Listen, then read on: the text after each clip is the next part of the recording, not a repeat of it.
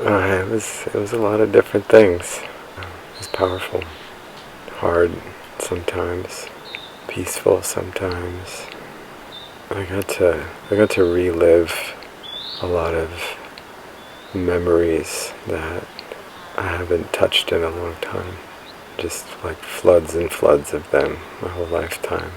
It was almost like integrating things and processing things that had just kind of been swept along with the tides of life as life has gone on, and it was useful to return to these places and to remember so many of the amazing experiences that I've had in my life. I found that there's a truth in it, a perfect mirror and amplifier for what's already within me. It turned up the volume on all my thought patterns and stories and identity constructs, and it helped me to see all that stuff, which at first was kind of painful to look at, really hard to be with.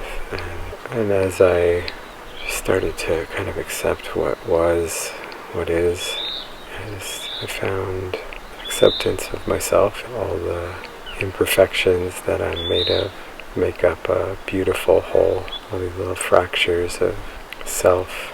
Yeah, I could see how they all fit together to form the different nuances of what I am, and for what that is, it's beautiful. And what really distinguishes this is there's really very, very little escape, very little way of distracting other than the mind.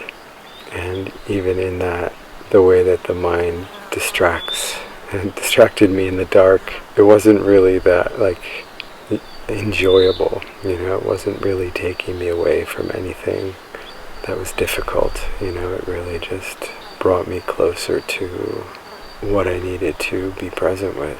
I would say that was probably the most profound piece for me.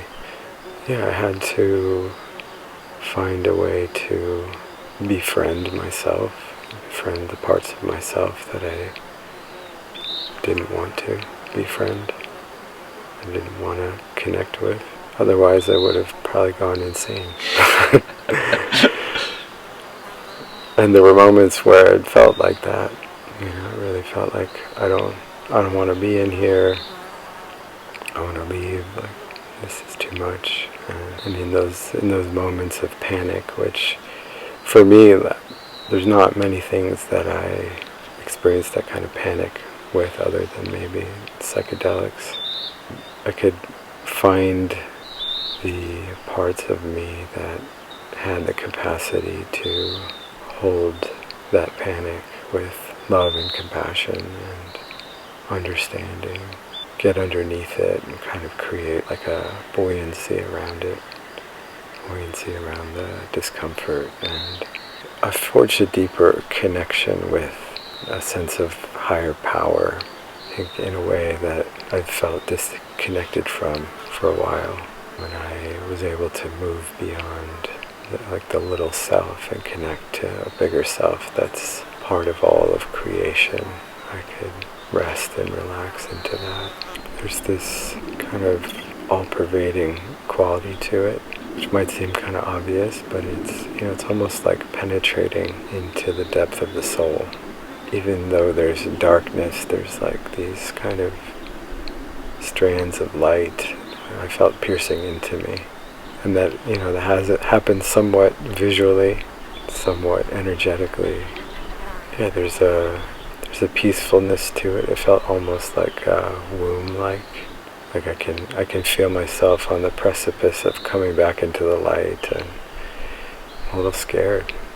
I felt a sense of safety in it, like this kind of refuge from the world. It felt like it gave mostly my sense of sight, which is pretty active in my life, like a reset, like I feel often overstimulated in the world, looking at screens and bombarded by all this sensory stimulation. It felt good to just take a break. It helped me to really come into a deeper appreciation for my relationships. It's the people in my life that love me and support me. And it makes me feel the sense of where my heart has more to give, and how much of my life I can get preoccupied with what I am needing, what I want. And there's something in the generativity of giving, to be in the how much love can I give, that I have the sense that fills me up more than anything. It's almost like the thing that I long for the most is what I need to give the most. Reorganization of my life around what's most important to me, and this is connected to the same piece of choosing what I choose to put my attention on and to invest my time in from a deeper why, coming out of this kind of survival mentality and moving more towards some sense of creative life force that's backed by something bigger than me, and trusting in that. A greater sense of knowing of the impact that I can have as an individual. Having a bigger dream, a bigger vision, believing in a larger possibility. One thing that I was working with while I was in there, the length of time, which I have this kind of heroic side to my personality that tries to do hard things and endure things. And for the 3-day, I opted to do a fast along with it, and just to kind of turn up the intensity a little bit.